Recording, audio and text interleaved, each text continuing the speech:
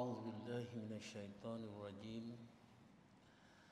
بسم الله الرحمن الرحيم. إن الحمد لله نحمده ونستعينه ونستهدي ونستغفره ونؤمن به ونتوكل عليه ونعوذ بالله من شرور أنفسنا ومن سيئات أعمالنا. من يهده الله فلا مضل له ومن يضلله فلا هادي له. أشهد أن لا إله إلا الله وحده لا شريك له وأشهد أن محمدا عبده ورسوله. اللهم صل وسلم وبارك على محمد الفاتح لما أغلق والخاتم لما سبق والناصر الحق بالحق والهادي إلى صراطك المستقيم. صلى الله عليه وآله وأصحابه حق قدره ومقداره العظيم. سبحانك لا علم لنا إلا ما علمتنا إنك أنت العليم الحكيم.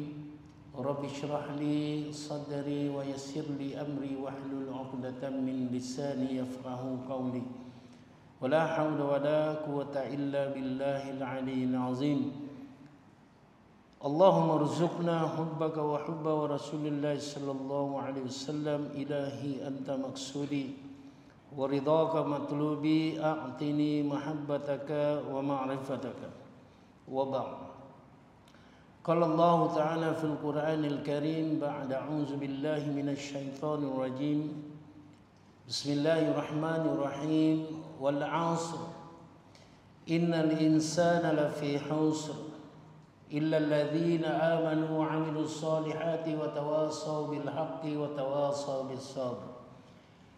Demi masa sesungguhnya manusia ini di dalam kerugian, melainkan yang beriman kepada Allah Subhanahu wa taala dan yang beramal saleh, dan juga yang berpesan-pesan dengan kebenaran dan yang berpesan-pesan dengan kesabaran.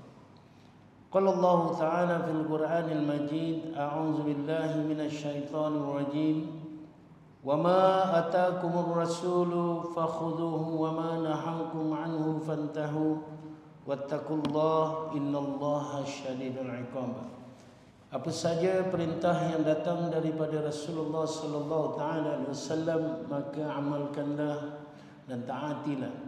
Dan apa saja larangan yang datang daripada Rasulullah sallallahu alaihi wasallam, maka jauhilah. Jadilah orang yang bertakwa, sesungguhnya azab Allah ini sangat pedih. Sadaqallahul azim. Qala Rasulullah sallallahu alaihi wasallam,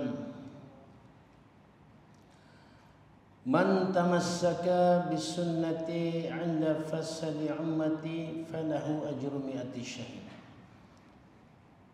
Sesiapa yang berpegang teguh dengan sunnahku di dalam keadaan kehancuran umat, baginya 100 pahala syahid. Qala Rasulullah sallallahu alaihi wasallam, man ahya sunnati faqad ahabbani, man ahabbani kana ma'i fil jannah. Sesiapa yang menghidupkan sunnahku berarti dia sayang kepadaku, dan sesiapa yang sayang kepadaku dia akan bersama-samaku di dalam syurga. Aku maqala alaihi salatu wassalam. Assalamualaikum warahmatullahi wabarakatuh. Alhamdulillah. Pertama sekali insya-Allah saya ucapkan terima kasih kepada pengurusi majlis. Saya tak sempat nak tanya nama tadi, masya-Allah. Dan juga terima kasih saya kepada pengurusi majlis dan juga ahli jawatan kuasanya kerana sudi menjemput saya hari ini, menerima saya kedatangan saya hari ini. Kedatangan saya ini bukan nak mengajar, bukan. Saya bukan ustaz. Pakai ini macam ustaz. Dah tua-tua ni dulu nak dihantar jadi ustaz tapi jadi penyanyi rock. Lari jadi penyanyi rock. Dah tua-tua ni barulah berusaha untuk menjadi ustaz. Mengaji sana dan sini, pondok sana dan sini, sehingga sekarang pun masih lagi mengaji, masya-Allah. Namun begitu saya ucapkan terima kasih kepada pihak masjid dan kepada semua sekali. Abang imam kita, insya-Allah, Abang Bilal, para asatizah, para ustaz-ustaz, masya-Allah. dan hadirin hadirat muslimin muslimat yang dirahmati oleh Allah Subhanahu wa taala sekalian. Mari kita sama-sama bersyukur kepada Allah Subhanahu wa taala. Syukur ni lebih-lebih saya lah. Saya kena syukur lebih ni. Kerana hari ini Allah meletakkan kita, lebih-lebih lagi saya pula, di satu tempat yang paling Allah suka. Nabi kata apa? Ahabbul biladi ilallah masajiduha. Tempat yang paling Allah suka adalah di masjid. Jadi Allah letakkan saya hari ini di masjid. Allah letakkan kita semua hari ini di masjid. Itu satu, syukur. Tanda sayangnya Allah kepada kita. Yang keduanya, syukur kita kepada Allah Subhanahu wa taala. Allah pilih kita untuk menunaikan perintah Allah yang besar, yang sangat besar. Ini perintah salat. Bukan saja salat begitu saja, tapi kita mengamalkan sunnah, ikut cara Nabi. Salat berjemaah, bersalat di tempat azan dilaungkan, awal waktu, dekat masjid, berjemaah, Masya Allah. Banyak perkara yang kita dah buat. Ini atas pilihan rahmat kasih sayang Allah, taufik Allah. Lepas tu berkumpul kita hari ini kerana nak mengamalkan sunnah Rasulullah sallallahu taala alaihi wasallam. Alaikum bil jamaah. Bersatulah kamu dengan jemaah kerana banyak manfaatnya. Hari ini kita berjaya juga dipilih oleh Allah Subhanahu wa taala nak amalkan sunnah. Lebih-lebih lagi pula saya. Kalau dulu rockers, jadi rocker je. Kerana apa? Ketika itu saya rasa nak jadi rockers ni untuk mendapat kejayaan. Kejayaan apa? Duit banyak. Masa tu music rock ni tengah panas tu 85, ujung 85. Dengan Search, Lavender, Masya Allah. Battle of the Band. Tapi baguslah orang sini. Dia dengar Battle of the Band saja dia senyum. Maknanya dia tahulah zaman tu. Dia tempuh zaman tu. Kadang-kadang ada setengah tempat dia diam aja. Senyum pun dia tak nak. Dia nak takut mengiyakan benda tu. Warak, Masya Allah. Dia nak jaga kewarakan dia, Masya Allah. Tapi orang sini bagus, jujur, Masya Allah. Allahumma salli ala Muhammad. Tuan-tuan yang dimuliakan Allah SWT. Inilah perbezaan hidup. Mau tak mau, saya kena tempuh juga. Tapi apabila Allah bagi saya hidayah, tuan-tuan, Masya Allah, asbab hidayah ini sampai kepada diri saya, asbab besarnya adalah daripada doa kedua orang tua tu, mak dengan bapa tu. Sebab anak-anak muda yang ada dekat sini, insya-Allah yang masih lagi, tak kira lah yang tua, masih lagi ada mak, ada bapa, tolonglah jaga. Tolong jaga tuan-tuan, kerana kita mengharapkan keberkatan doa mereka. Saya sampai hari ini saya mengharapkan doa daripada mak saya. Tadi Masya Allah, saya program santai dengan anak-anak muda di kampung Sidam, di Sidam, Masya Allah. Dia saya minta nasihat. Dia cakap kalau jumpa ulama ni kita tak tanya soalan, kita minta nasihat. Siapa ulama? Saya cakap saya bukan ulama, ular dalam semak je. Tak, abang ni dah tempuh, dia cakap abang Hijam dah tempuh macam-macam liku hidup dah, dia kata. Pastinya pengalaman yang abang Hijam tempuh ni banyak pengajaran. Yang pengajaran ni yang kita nak. Saya cakap senangnya engkau. Aku tempuh nak dapatkan pengajaran ni, kena tempuh hidup bertahun-tahun nak dapatkan pengajaran yang baik ni. Kau datang nak minta pengajaran daripada aku sekejap je nak minta. InsyaAllah. Tuan-tuan ni gurau je. Saya gurau je budak-budak tu. InsyaAllah. Kalau benda baik, tak ada masalah. Moga-moga menjadi saham saya, ditukarkan kepada ghanimah sebagai bekalan kita apabila bertemu dengan Allah nanti. Itu je saya sekarang hari ini, tuan-tuan. Saya tak memikirkan benda yang lain. Walaupun kerja saya, insya-Allah, seorang penyelam profesional. Saya menyelam profesional, tuan-tuan. Orang bayar gaji saya ikut jam. Satu hari 24 jam. Satu hari 24 jam, tuan-tuan. Satu hari gaji saya 5,000. Satu bulan berapa? Tolak EPF, tolak PWSP, tolak LHDN, tolak zakat. 120,000 je. Oh, terbeliak pun tadi tengok 120,000 macam-macam boleh beli je. Rumah boleh jadi bongkok, daripada tegak tu boleh jadi bongkok. Pasal menanggung rantai kat leher tu jadi bongkok je jalan. Duit banyak. Tapi tuan-tuan, masya-Allah, ni pengalaman hidup saya ni. Duit banyak ini yang kita nak perkirakan, yang kita nak ambil tahu adakah dia berkat tak berkat. Itu yang paling penting.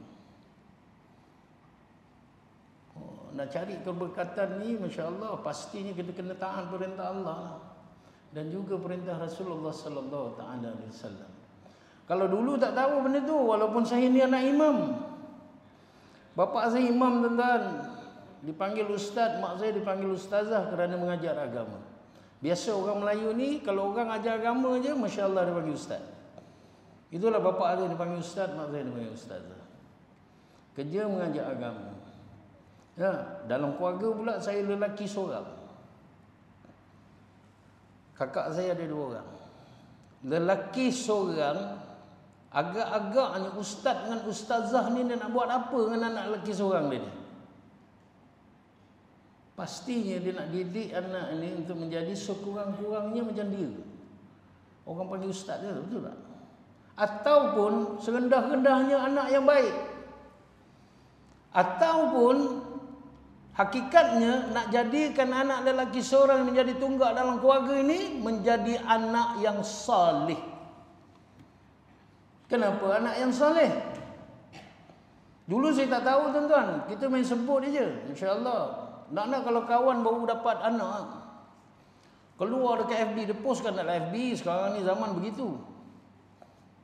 Buat sesuatu semua post dalam FB. Lebih-lebih lagi pula satu perkara yang besar. Dapat anak ni perkara besar. Menambahkan lagi umat Nabi Muhammad sallallahu alaihi wasallam, perkara yang besar. Sunnah, masya-Allah, kan? Jadi dipostkanlah dalam FB, alhamdulillah, maka hari ini bertambahlah umat Nabi Muhammad sallallahu alaihi wasallam dengan lahirnya zuriatku yang ke-6. Masya-Allah. Seorang putera dia cakap. Kita sebagai kawan ni, tuan-tuan, kita bercakap, kita pun komen, tahniah bro. Ya, tahniah bro, masya-Allah dapat cahaya mata baru. Dan kita pun doakan untuk kawan kita yang baru dapat anak ni, mudah-mudahan mendapat anak yang soleh. Itu kan? Saya begitu. Tengok aja FB ada lah, wah tahniah bro, saya begitu. Tapi dalam erti kata sebenar, kita pun tak faham apa benda soleh tu. Ataupun solehah, apa benda soleh dan solehah. Semua orang nak didik anak dia menjadi anak yang soleh. Tapi tak tahu apa makna dia. Ini cerita saya lah, mungkin tuan-tuan tahu. Kita pun didik anak kita nak jadi anak yang baik, anak yang soleh, ataupun solehah, anak yang pandai. Kita hantar anak pergi sekolah macam biasa, berkorban, masya-Allah, bekerja siang malam untuk didik anak-anak ini dengan pelajaran akademiknya, masya-Allah. Sampai masuk universiti, korban lagi, kerja lebih lagi, nak dapat duit tambahan, anak nak masuk universiti. Akhirnya anak berjaya dalam kerjanya. Menjadi seorang engineer, menjadi seorang doktor. Soalannya, adakah itu anak yang saleh? Anak itu baik. Tapi persoalannya, adakah anak itu seperti yang dikatakan anak yang saleh ataupun solehah? Dulu saya tak faham perkara itu, tuan-tuan. Tapi nikmatnya hidayah ini, masya-Allah, apabila sampai kepada saya, asbab besarnya daripada doa mak saya dengan bapa saya, Allah tukar cara saya fikir. Soleh ini penting. Anak yang soleh ini pun penting. Bagus saya faham, masya-Allah, pentingnya apa? Kerana doa anak yang soleh atau solehah ini, masya-Allah, laku doanya di sisi Allah Subhanahu Wa Taala untuk kita apabila kita bertemu dengan Allah, duduk dalam kubur seorang-seorang, kita harapkan inilah. Begitu juga mak bapak saya, didik saya, tuan-tuan, masya-Allah. Anak yang soleh ataupun solehah ini adalah satu orang yang menyerahkan keseluruhan hidup dia Ini kita kena pastikan supaya kita dapat didik anak kita dengan jalan track yang betul. Baru kita tahu fahamnya soleh dan soleha ini, baru kita faham kaedah untuk mendidik anak kita ini dengan cara yang betul, tuan-tuan. Masya Allah. Jadi soleh ataupun soleha ini maksudnya adalah satu orang yang menyerahkan keseluruhan hidupnya 60-70 tahun. Kenapa 60-70 tahun? Itulah umur umat Nabi Muhammad sallallahu taala wasallam. A'maru ummati baina 60 illa 70, masya-Allah. Nabi kata gitu umurnya. Sedikit dia yang sampai lebih daripada itu. Ada juga yang kurang, tak sampai 60 dah jalan dah, masya-Allah. Jadi satu orang yang menyerahkan keseluruhan hidupnya 60-70 tahun agar diaturkan oleh Al-Quran dan juga sunnah-sunnah Rasulullah sallallahu taala alaihi wasallam. Inilah saleh. Oh, saya mengaji, tuan-tuan. Bau, ya Allah. Nak dapatkan title soleh, soleha ni, masya Allah. Tak ada kerja lain. SOP-nya kita kena ikut Al-Quran dan juga hadis-hadis Rasulullah sallallahu taala alaihi wasallam. 2 tahun lepas saya pergi ke India, tuan-tuan. Saya ni jemaah tabligh. Saya buat dakwah. Saya pergi ke IPB, India, Pakistan, Bangladesh. Kerana apa? Kerana itulah tertibnya. Kalau kita nak keluar negara jauh, maknanya pergi Europe ke, pergi Australia ke, ataupun pergi New Zealand, kita nak pergi Amerika ke, kita nak pergi Rusia ke, kita nak pergi China ke, sebelum pergi ke negara-negara yang jauh ini, kita kena ambil lesen dulu. Kita kena ambil lesen dulu. Lesennya kita kena keluar 4 bulan di IPB, India, Pakistan, Bangladesh. Kenapa India, Pakistan, Bangladesh? Tempat di situ banyak perkara yang kita boleh belajar. Pergi sana bukan nak dakwahkan orang India, Pakistan, Bangladesh. Tak, diorang ni lagi handal, tuan-tuan. Bab agama ni, masya Allah, ramai pakar hadis dari India. Kita ambil India lah. Bangladesh ni, masya Allah, majoriti Islam. Pakistan, majoriti Islam. Kita ambil India kerana apa? Kerajaannya adalah kerajaan kafir, kerajaan Hindu. Tapi Islam berkembang di sana, tuan-tuan. Islam berkembang di sana. Hampir keseluruhan masjid yang berada di penempatan-penempatan Islam di sana, di Mewat, di Jalalabad, di Uttar Pradesh, ya kalau bawah di Madras, masya Allah. Tamil Ilam, masya Allah. Kebanyakan masjid yang berada di penempatan Islam di sana hidupnya 24 jam, tuan-tuan. Dan perkembangan Islam tiap-tiap tahun menggalakkan, sehingga kan kerajaan India takut dengan jemaah tabligh. Takkan jemaah yang buat dakwah dia takut. Sebab dia tak nak Zakir naik balik. Kalau Zakir naik balik, tuan-tuan, dia kena gudam lah, tuan-tuan. Masya Allah. Kasih pengaruh dia besar. Kembang Islam. Kalau ikut statistik, penduduk Islam di sana hanya sekitar 89% saja, tuan-tuan. Tapi sebenarnya hakikatnya bagi jemaah yang ada pergi ke sana, masya Allah, ni bukan 89%. 25 hingga 30% saja orang Islam di sana. Bagaimana perkembangan ini berlaku? Ini yang kita nak belajar. Kita pergi ke sana kerana apa? Kerana nak belajar dengan orang sana. Nak tengok penghidupan dia macam mana. Nak tengok cara hidup dia macam mana. Nak tengok, nak belajar apa fikir harian dia, tuan-tuan. Apa yang dia fikir hari-hari. Kalau kita tengok, masya Allah, nampak dia orang ni macam orang miskin. Dengan pakaiannya, ya Allah, rumahnya, tuan-tuan, daripada tanah liat, panas. Kalau musim panas sampai 50 degree, tuan-tuan. 40-45 degree ni biasa. Ni haji ni nak pergi mungkin, masya Allah. Kalau musim sejuk ni, rumah ni bukan ada heater. Dia ambil kepingan tek lembu yang dikeringkan tu, dia bakar. Itulah pemanas dia. Tu je. Masya Allah. Kalau panas bukan rumah ada kipas. Adalah kipas, masya Allah. Tapi panas je, ya Allah. Kita dekat Malaysia 37, 38 kita dah tak tahan dah. Sana lagi teruk, maksimum sampai 50. Kita nak keluar masjid pun kita takut. Nak ambil wuduk, air panas. Masya Allah. Kalau sejuk pula, nak ambil wuduk bercinta. Seminggu sekali orang mandi, hari Jumaat dia kita mandi. Tapi tuan-tuan, berkembang Islam di sana, Masya Allah. Sehingga kan sekarang ni huru-hara. Di Lucknow, Masya Allah. Lucknow ni madrasah banyak di sana. Di Uttar Pradesh, Masya Allah. Oh, masjid dirobohkan, Masya Allah. Apa benda fikir harian dia sehingga kan, Masya Allah, pengamalan Islam yang hampir sempurna, tuan-tuan. Saya bagi contoh. Sana anak-anak umur 4 tahun diorang dah hantar mak tahfiz. Kebanyakannya 4 tahun, 5 tahun dah hantar mak tahfiz. Pasal sana masjid adalah madrasah, madrasah adalah masjid. Dia ikut kaedah lama, cara lama dulu. Macam mana ulama-ulama dahulu dilahirkan kan dengan kaedah begini. Masjid adalah madrasah, madrasah adalah masjid. Imam duduk dekat masjid. Sebelah masjid tu je orang kampung buatkan rumah. Dia buatkan rumah, kerja imam apa? Masya Allah, 24 jam ajar agama je, ajar Al-Quran, ajar kitab. Dan anak-anak kampung ini 4 tahun, 5 tahun disuruh pergi ma'at hafiz, hafal Quran. Apabila dah jadi hafiz, Masya Allah, dihantar budak ini masuk madrasah untuk belajar kitab pula, nak dijadikan alim. Dah jadi hafiz, dah jadi alim ataupun hafizah alimah, baru dia hantar sekolah kerajaan. Belajar matematik, belajar fizik, belajar sains, belajar sejarah, geografi. Saya pun tanya, Masya Allah Tuan, bagaimana, macam mana sistem ini di sini begini? Hantar agama, sekolah agama, lepas tu baru hantar sekolah kerajaan. Di Malaysia berbeza.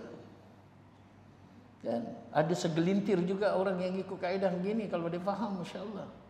Jadi apa jawapan Pak Cik ni, Masya Allah, yang terpesan kat saya pendek je. Tuan, dia cakap, apabila anak ini dah membesar, dia dikerjaya, tak kira doktor ke engineer ke accountant, pangkat besar, tapi masih lagi dia boleh menguruskan, mentadbirkan hidupnya mengikut Al-Quran dan juga sunnah Rasulullah sallallahu alaihi wasallam. Ini yang dikatakan pembentukan anak yang saleh, tuan-tuan. Hafiz sana, imam sana, semua syarat pertama sekurang-kurangnya hafiz. Saya cuba ditolak untuk jadi imam, tapi jemaah sana pertikaikan, dia ni hafiz ke? Masya Allah, tuan-tuan yang dimuliakan Allah. Imam sana kerja dia mengajar agama aja.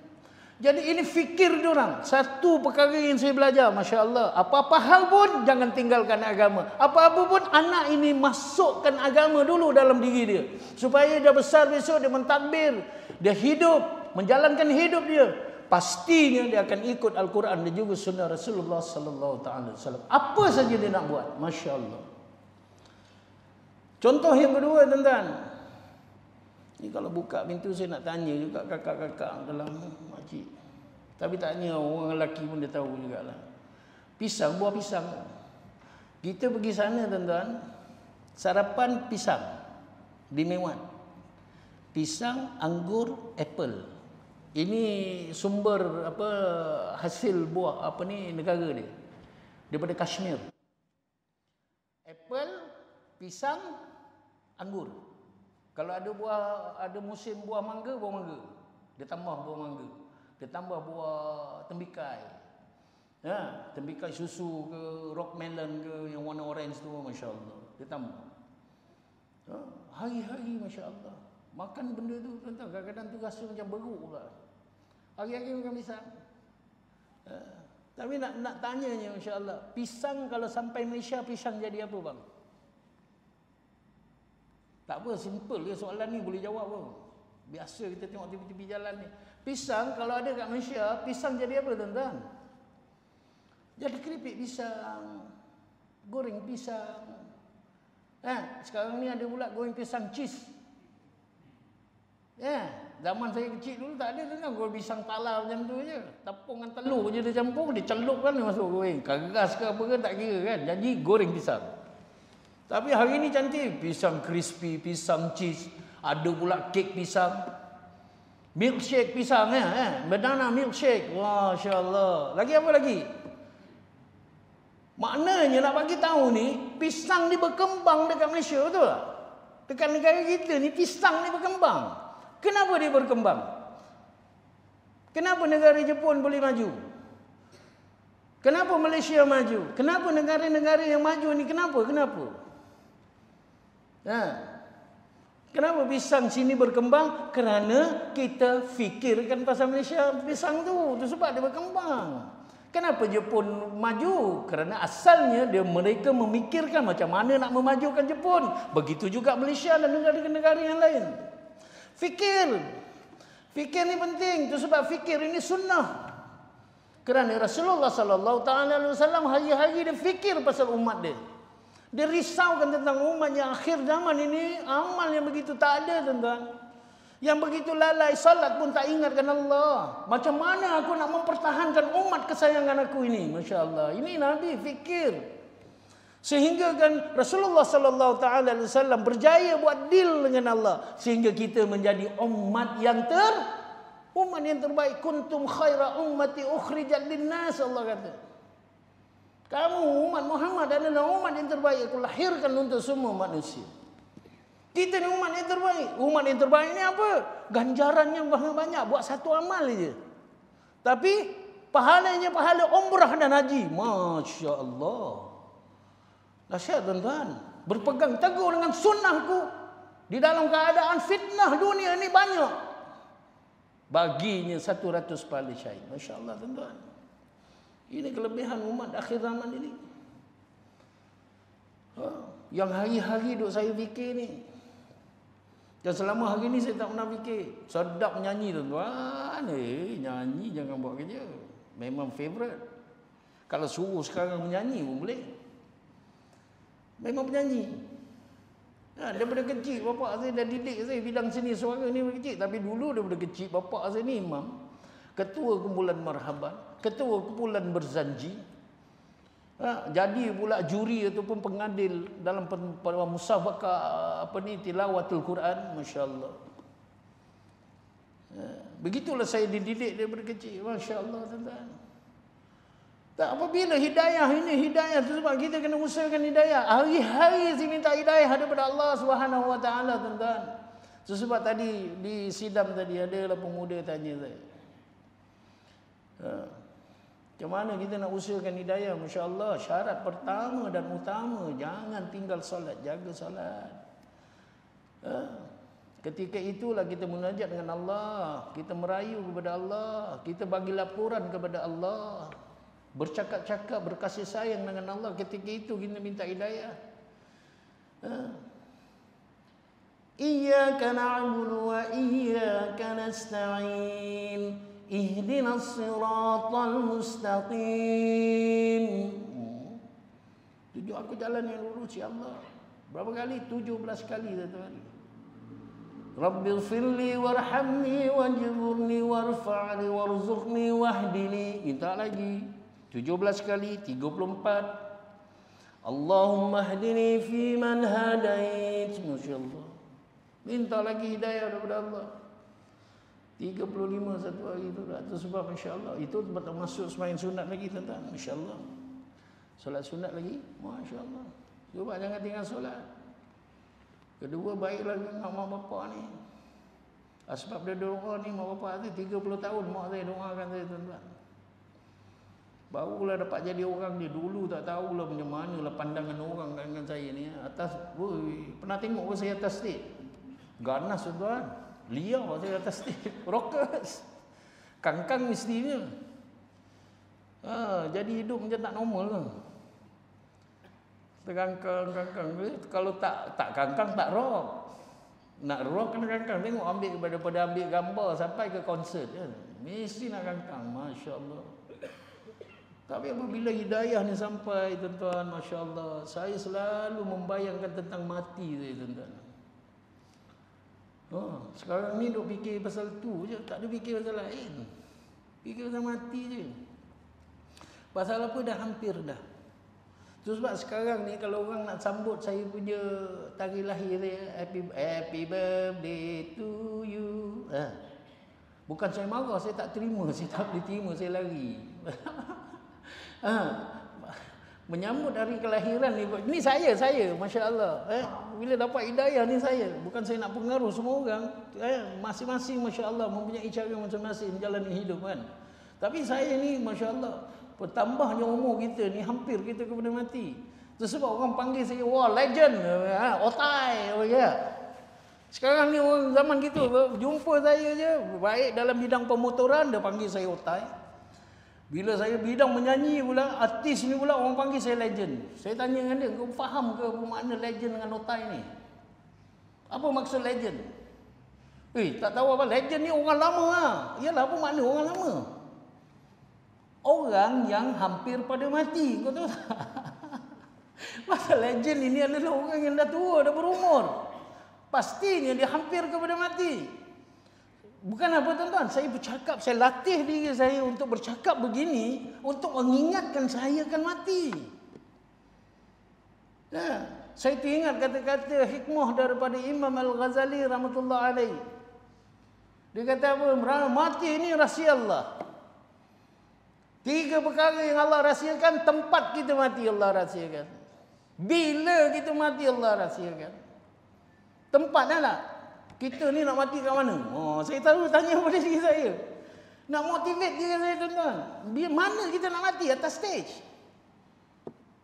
Tengah menyanyi tu kan. Allahu Akbar. Boom, Allah tarik nyawa. Macam mana? Banyak berlaku dalam FB sekarang ni, tengok dekat karaoke. Tengah nyanyi-nyanyi karaoke. Bin jatuh. Tengah joget-joget dangdut. Boom jatuh. Mana kita nak mati? Alangkah bahagianya kalau kita mati dekat masjid. Lagi best lagi dekat Madinah. Masya-Allah. Mekah, ya Allah. Inilah cita-cita kita. Kita kena tanam, kena ingat mati. Ini Rasulullah kata orang yang bijak ini adalah orang yang mengingati mati dan buat persiapan tentang hari kematian dia. Supaya tuan-tuan, masya-Allah, kita faham perkara ni dan kita mencari jalan macam mana ni nak mati. Kita carilah cerita-cerita yang boleh memberikan kita semangat, jazbah kita ni untuk beramal terus taat perintah Allah. Dan juga Rasulullah sallallahu taala wasallam supaya kita dapat mati dalam husnul khatimah. Pernah dengar tak cerita Badrul Munir? Siapa kalkun sini dia kenal lah, masya-Allah, orang tabligh dia kenal. Badrul Munir tuan-tuan, dia ni orang khidmat tuan-tuan. Ilmu tak ada. Dia sedar ilmu dia tak ada, ilmu agama dia tak ada, dia nak bagi tazkirah pun dia tak boleh tuan-tuan. Tapi masya-Allah, satu perkara yang dia pegang sunnah Rasulullah sallallahu taala alaihi wasallam, iaitu khidmat. Khidmat, dia khidmat pada ulama. Ulama ada masalah apa pun dalam tuan guru dia ni, ustaz-ustaz dia ni yang bekerja ataupun yang mengajar di Ma'at Tahfiz di Hulu Langat tu, Nazar punya madrasah tu, masya-Allah. Maulana Ibrahim, Maulana Jamal, masya-Allah, dia khidmat. Jangan dengar je Maulana dia ada masalah, dia akan khidmat selesaikan masalah Maulana. Sehingga kadang Maulana ni, masya-Allah, tuan-tuan guru ni minta, "Bat, saya punya kereta rosaklah, Bat." Pukul 2 pagi tuan-tuan, dia tak pernah cakap tidak. Dia akan selesaikan juga. Budak-budak tahfiz yang nak pergi ke luar negara, dia lah pengurus visa. Dia khidmat tuan-tuan. Pasal dia sedar diri dia tak ada ilmu. Dia sedar diri dia amal dia tak berapa baik. Dia sedar diri dia iman senipis kulit barang pun tidak. Masya-Allah, rendah diri, tawaduk orangnya, masya-Allah. Sebab daripada dia ingat dengan perkara yang ada kekurangan pada diri dia, satu perkara yang dia boleh buat sunnah ini, itu sebab dia khidmat kepada ulama, kepada budak-budak tahfiz. Dan akhirnya tuan-tuan, mana tempat dia mati tuan-tuan? Mana tempat dia mati tuan-tuan? Dan satu dunia ini cemburu dengan kematian dia tuan-tuan. Bukan Malaysia, tapi satu dunia cemburu dengan cara kematian dia. Sangat sempurna tuan-tuan. 10 akhir Ramadan, hari Jumaat, depan makam Rasulullah sallallahu taala alaihi wasallam. Apa nak lagi?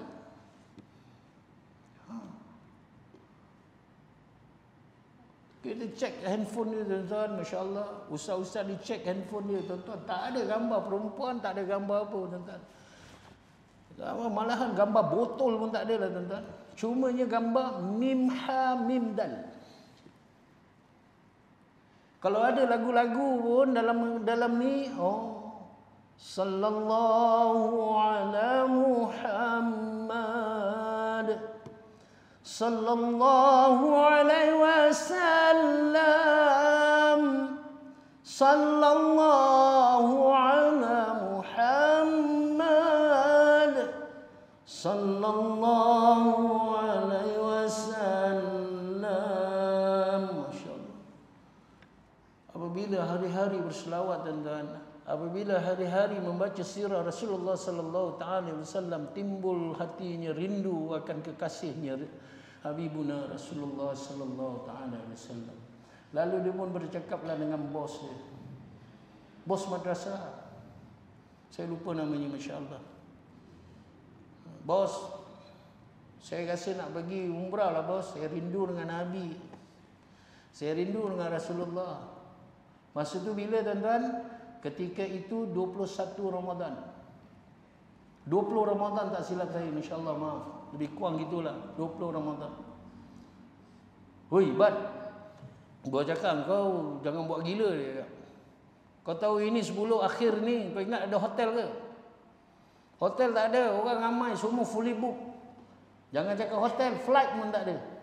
10 akhir Ramadan, semua orang semua tumpu pergi Makkah tuan-tuan, Madinah, insya-Allah. Kita pergi bulan 12 sajalah, Bat. Tak nak bos, saya nak pergi besok je. Dia, tapi bos ni semua tuan-tuan guru ni sayang pada dia, pada khidmat dia tuan-tuan. Masya-Allah, semua sayang pada dia. Okeylah Pak, kalau macam tu saya cuba usahakan. Tuan-tuan, ini Allah tuan-tuan, masya-Allah. Allah kalau berkehendakkan orang itu menjadi baik, mendapat kebaikan, tak ada siapa pun boleh halang. Bos pun terkejut tuan-tuan. Dengan flight ada, dengan hotel ada tuan-tuan. Saat-saat akhir itu, masya-Allah. Okey Bat, besok kita pergi. Allahu Akbar. Dia malam tu mulalah dia tak henti-henti dia berselawat, munajat pada Allah Subhanahu Wa Taala, nak tunjukkan syukur dia kepada Allah Subhanahu Wa Taala. Maka berangkatlah dia pergi, masya-Allah, dia berlima ke berenam, masya-Allah, saya lupalah. Tapi dia pergi sana sampainya waktu Isyak. Buat tahiyatul masjid, lepas tu jamak takhir, lepas tu balik hotel. Tak sempat nak ziarah. Bos cakap dah penat ni, kita balik dulu rehat tidur, dia tahajud dekat hotel juga. Sampailah ke subuh tuan-tuan, turun pergi solat subuh. Sebelum solat subuh ada selepas solat subuh, masya-Allah, ada solat jenazah. Maulana Umar tu juga, masya-Allah, sambil dia solat tu dia teringat kepada Saidina Umar solatkan solat jenazah. Dia ada cerita dia, masya-Allah. Bila habis tu solat jenazah, mulalah ziarah, masuk dalam ziarah. 2 orang Maulana pergi jalan dulu, dia kemudian. Orang ramai tuan-tuan, sampai masya-Allah dia selawat, air mata meleleh je, menangis ya Rasulullah, rindu sampai je selangkah betul-betul hadapan makam Rasulullah sallallahu taala alaihi wasallam, masya-Allah. Tumbang dia tuan-tuan.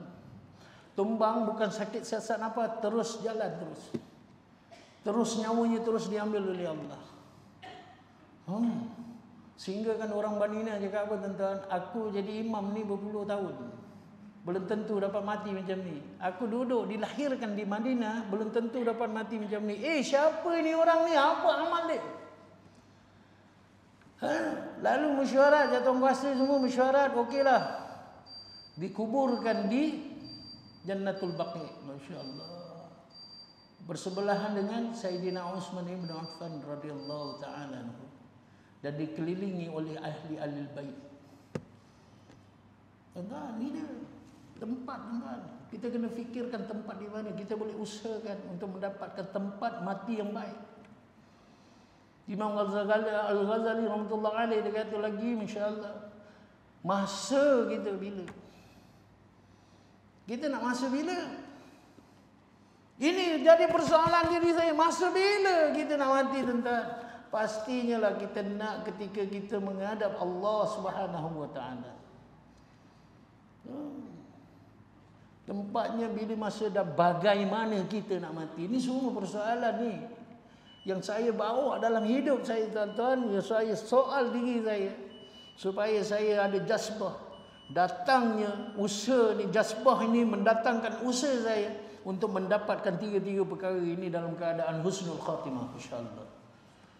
Dan Imam Al-Ghazali rahmatullahi alaihi dia sambung, dia kata apa?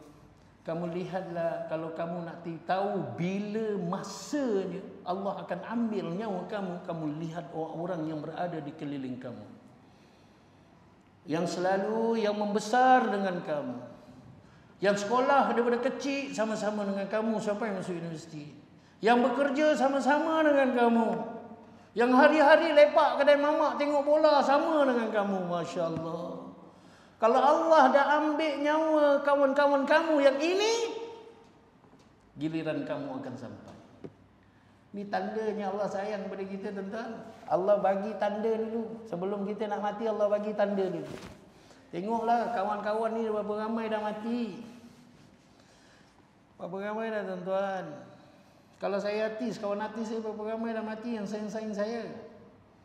Syamrin, arwah. Pemain gitar saya, arwah. Salim, arwah.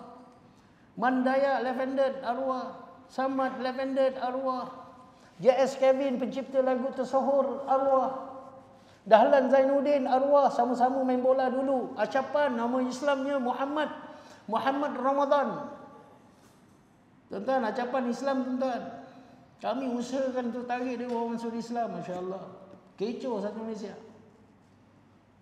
Allahumma salli ala Muhammad. Ni sahabat-sahabat saya semua ramai dah tak ada. Ini menunjukkan apa? Allah tanda, bagi tanda. Allah sayangkan kepada kita. Allah bagi tanda ni semua. Kalau tak sedar juga lagi, ni yang saya takut. Takut, tuan-tuan. Pasal dunia ni sementara. Ini yang selalu saya fikir. Akhirat tu yang kita nak duduk. Dunia ni kita sakit sementara. Kita senang sementara. Kita miskin sementara, kita kaya pun sementara. Pangkat kita besar sementara tu. Datuk Tan Sri Tun ni semua sementara. Tak kekal. Itu sebab tempat dunia adalah tempat untuk kita meninggal. Tapi akhiratlah tempat kita tinggal. Di mana kebaikan kekal, kebahagiaan kekal, ketenangan kekal, kegembiraan kekal. Tapi kalau dalam neraka, tuan-tuan, sengsara yang tidak ada penghujungnya, tuan-tuan. Ini selalu main dalam otak saya. Saya takut, tuan-tuan, banyak dosa. Banyak dosa, tuan-tuan. 45,000 orang tengok konsert saya, tuan-tuan. Masya Allah. Saya menyanyi ke atas tu, mikirkan pasal duit je. Aku balik ni, kau nak jadi apa? Lantak engkau lah. Kau mabuk ke? Kau stone ke? Kau steam ke? Aku ambil ada hal kan. Aku habis nyanyi, aku ambil duit aku belah lah. Apa jadi pada engkau? Lantak engkau. Ni dulu. Seorang ibu, ya Allah, anak aku, ya Allah. Inilah anak aku seorang, ya Allah. Kau jadikanlah anak yang baik, anak yang soleh, ya Allah. Yang aku harapkan untuk mendoakan aku bila bertemu dengan kau, ya Allah. Itulah harapan aku, ya Allah. Ini sang ibu mendoa hari-hari, tuan-tuan. Selama 30 tahun. Bukan 3 hari, bukan 3 tahun, tuan-tuan. 30 tahun. Hari ini barulah jadi orang. Jadi itu sebab saya minta doa-doa orang yang beriman yang ada dalam rumah Allah yang mulia ni. Tolong doakan saya, tuan-tuan. Pasal apa? Masya Allah, orang macam saya ni, tuan-tuan, Masya Allah, dan artis-artis hijrah yang lain ini, tidak mustahil untuk kita terpleot lain. Untuk terpleot, mana terpleot? Untuk kita balik ke kancah maksiat ni, balik bila-bila masa je. Kalau kita tidak betul-betul memilih suasana yang sesuai, yang betul, tuan-tuan. Suasana ni apa? Kawan dan tempat. Kita duduk di salah tempat, Masya Allah, kita akan seronok balik nak jadi penyanyi balik. Sebab hari ni, tuan-tuan, Gegar Vaganza lah telefon pun. Baijam, musim ni tolonglah Baijam. 3 musim dah Baijam tolak. Kalau dapat Baijam musim kali ni, meriah lah musim kali ni. Orang peminat Baijam semua tengah tunggu. Engkau lah bahagia, engkau lah meriah. Tapi hati mak aku macam mana? Ni yang saya fikir. Kerana sekarang ni saya nak memenuhi harapan mak saya. Mak saya happy, saya happy. Mak saya suka, saya akan buat. Mak saya tak suka, mampuslah. Bagilah 100,000, 200,000 pun. Saya berdoa kepada Allah, ya Allah, Allahumma waffiqna lima tuhibbu wa tarda. Allahumma waffiqna lima tuhibbu wa tarda. Ya Allah, ya Tuhanku, kau taufikkan aku ya Allah dalam melakukan segala perkara yang kau suka dan kau redha. Ini doa saya, tuan-tuan. Tuan Guru bagi saya ni, amalkan ni macam.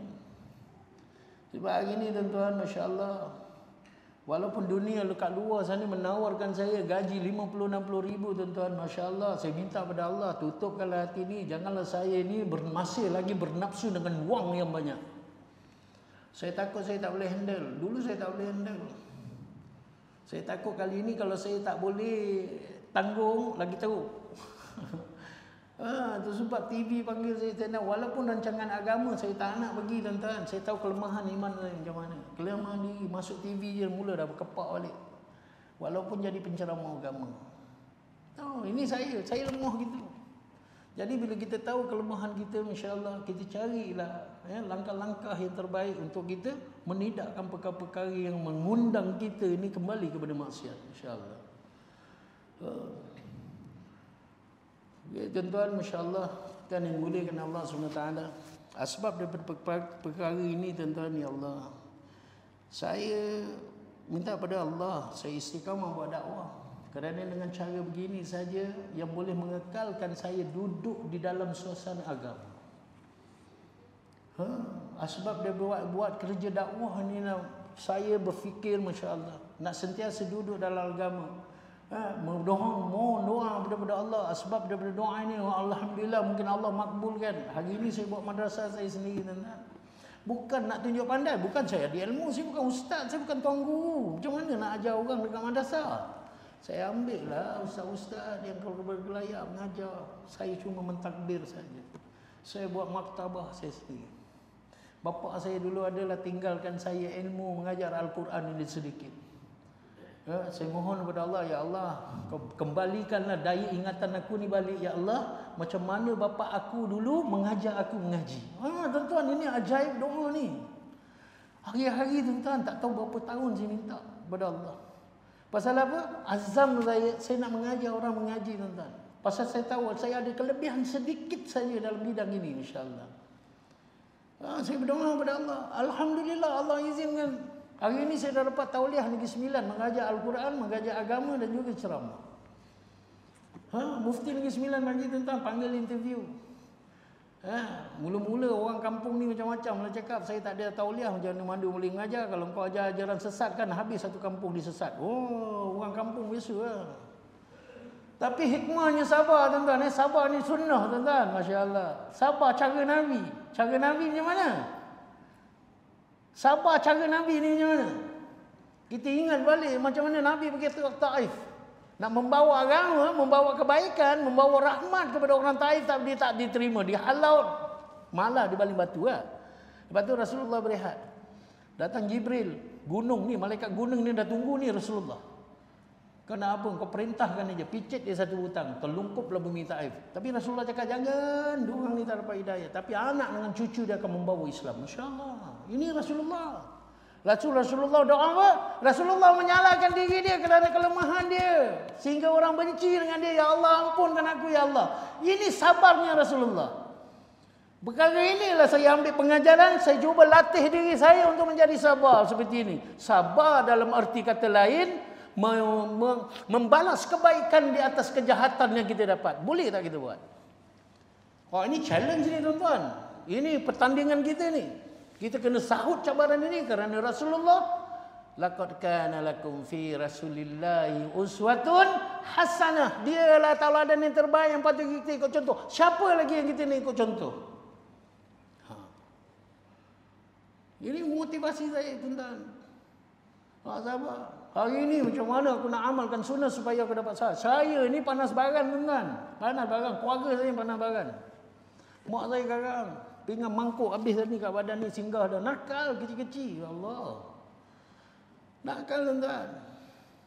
Dari kita pun mewarisi Ada genetik baran tu kan. Baran tuan-tuan. Sampai sat mirror orang pun boleh saya pecahkan kalau dia potong.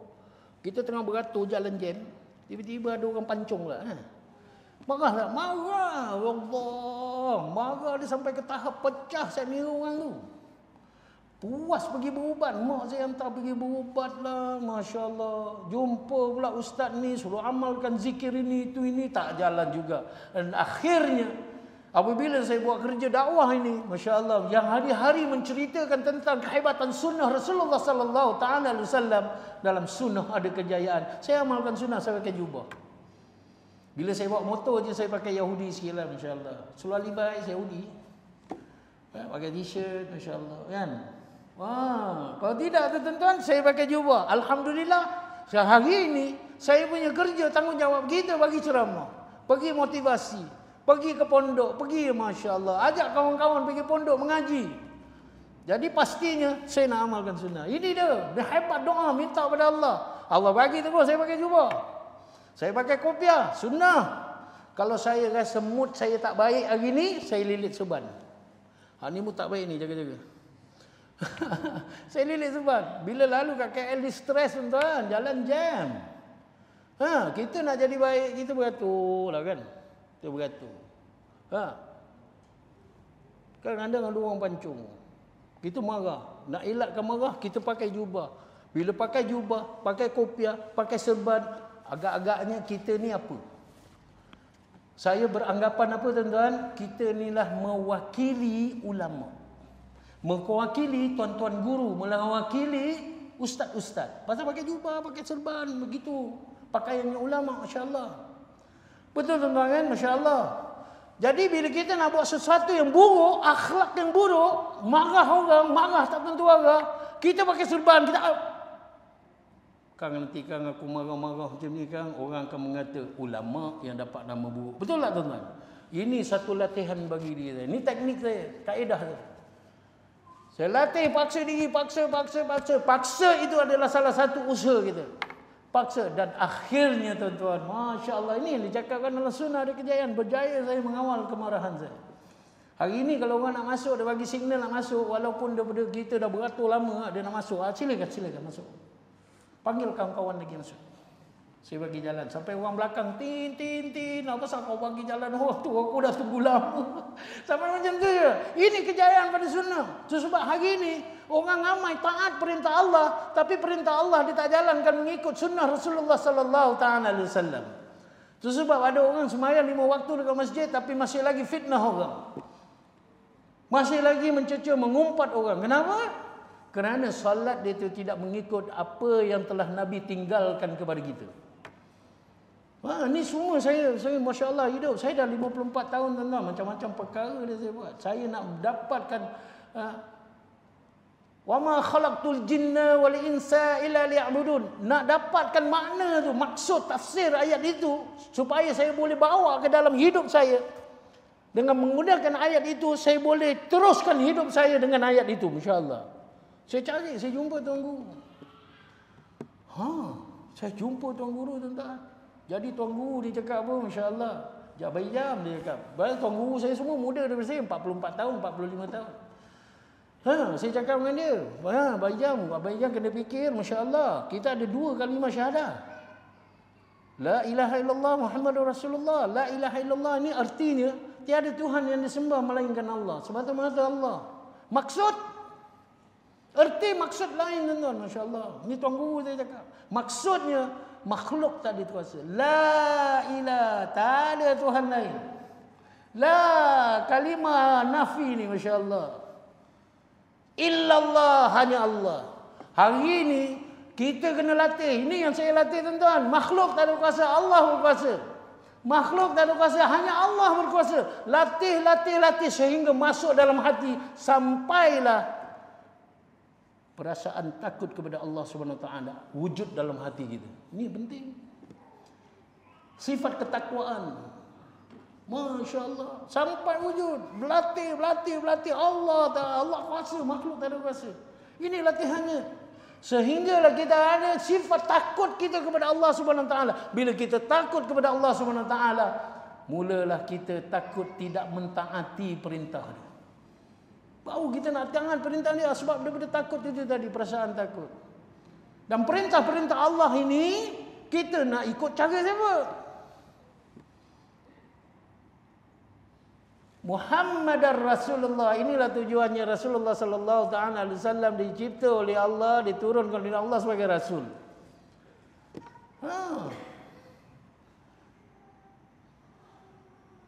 Wa ma khalaqtul jinna wallahu shalli ala Muhammad. Qul in kuntum tuhibbunallaha fattabi'uni yuhibbukumullah wa yaghfir lakum dhunubakum wallahu ghafurur rahim.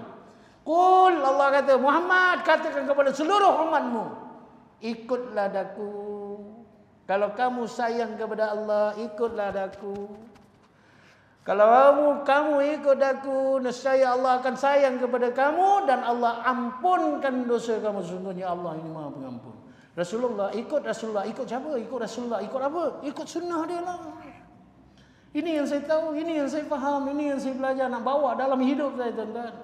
Maknanya segala perintah Allah ini kita tak ikut cara lain melainkan semata-mata kita ikut apa yang dah telah ditinggalkan oleh Rasulullah sallallahu taala wasallam, yang menjadikan kita ini berbeza dengan orang-orang kafir. Bukan hanya salat saja yang membezakan kita dengan orang kafir, malahan masuk bilik air pun. Masuk bilik air pun dapat pahala. Itu lagi pasal kita amalkan sunnah. Dalam segala apa pun kita buat dalam hidup kita ini, makan, mendidik anak, berjalan, minum air, masuk bilik air, nak buang air kecil, buang air besar, semua dapat pahala belaka jika kita ikut sunnah Rasulullah sallallahu taala alaihi wasallam. Inilah perkaranya, tuan-tuan, masya-Allah. Janganlah kita tinggalkan sunnah. Dalam apa pun kita nak buat, nak jadi kaya-kaya lah, nak kerja jadi doktor lah, hantar anak pergi universiti jadi engineer, pergilah, tak ada masalah. Itu semua perintah Allah belaka. Tapi pastikan janganlah kita tinggalkan sunnah Rasulullah sallallahu taala alaihi wasallam. Inilah perkara yang dapat membezakan di antara syurga dan neraka. Tuan-tuan yang dimuliakan Allah Subhanahu wa taala, insya-Allah doakan saya, tuan-tuan. Mudah-mudahan insya-Allah saya dapat istiqamah iman amal kerja dakwah dan juga pondok madrasah yang saya buat di maktabah, tuan-tuan, insya-Allah. Siapa yang nak membantu ni, tuan-tuan, masya-Allah. Saya nak bacakan satu hadis ni. Allah, tuan guru saya bagi saya tak sempat nak hafal lagi, tapi saya nak kongsi juga dengan tuan-tuan kat sini, insya-Allah. Diriwayatkan hadis diriwayatkan oleh Malik bin Dinar. Nabi Muhammad sallallahu taala alaihi wasallam bersabda, maksudnya sesiapa yang menolong orang yang menuntut ilmu, Allah akan memberi surat ataupun buku amalnya dengan tangan kanannya. Dan sesiapa yang mengasihi orang yang menuntut ilmu, sesungguhnya dia mengasihi para nabi. Dan sesiapa yang mengasihi para nabi, dia akan berserta dengannya di dalam syurga. Dan sesiapa yang membenci orang yang menuntut ilmu, maka sesungguhnya dia membenci para nabi, di mana balasannya neraka jahanam. Dan bahawasanya bagi orang-orang yang menuntut ilmu, syafaat yang seumpama syafaat para nabi akan diberi syurga Firdaus 10,000 mahligai. Di syurga khuldi 100,000 Madinah. Madinah ini bandar daripada cahaya. Di syurga Ma'wa 30,000 darjat permata yakut merah. Setiap dirham yang dinafkahkan ketika menuntut ilmu itu diberi bidadari sebanyak bintang di langit. Bintang-bintang di langit dunia dan sejumlah bintang malaikat, bilangan malaikat. Orang yang bersalaman atau berjabat tangan dengan orang yang sedang menuntut ilmu, masya-Allah, Allah haramkan jasadnya dari api neraka. Orang yang menolong orang yang menuntut ilmu, Allah suratkannya terlepas dari api neraka. Dan orang yang menuntut ilmu apabila mati, Allah mengampunkan dosa orang yang hadir pada jenazahnya. Inilah di antara fadilat-fadilat orang yang menuntut ilmu dan orang yang sayang kepada penuntut ilmu, tuan-tuan. Jadi asbab daripada itu, tuan-tuan, pada sesiapa, masya-Allah, saya nak buka tabung ke sejadah, tuan-tuan, untuk maktabah saya, untuk madrasah, dan juga tidak lupa juga untuk diri saya sendiri untuk teruskan kerja-kerja dakwah ini istiqamah. Pasal apa? Banyak masalah lagi, tuan-tuan, umat. Saya, Ustaz Abid Liu, dan ramai lagi Ustaz Mas Razi, daripada Perkit. Selalu buat street dakwah tuan-tuan. Di Bukit Bintang, di Dataran Merdeka, di Melaka, Pantai Kelebang. Jumpa dengan budak-budak mak rempit ni. Nak tahu masalah diorang, cara hidup diorang ni macam mana, insya-Allah. Suruh baca Fatihah tuan-tuan, dia baca surah Al-Ikhlas. Qul huwallahu ahad. Itu bukan Fatihah. Oh, ya ke bang? Oh, semalam saya ingat Fatihah ni. Hari ni lupalah. Tuan-tuan, Fatihah tuan-tuan tak tahu. Yang lebih sedih lagi syahadah pun tak tahu tuan-tuan. Ini keadaan umat kita luar sana. Ini tanggungjawab siapa ni? Jadi saya rasa macam tu. Kalau inilah dapat Allah ni beri hidayah ke saya hari-hari, insya-Allah tak apa aku buat kerja ni. Sebab saya selalu dengan Habib Liu dengan kumpulan dia, saya kumpulan saya.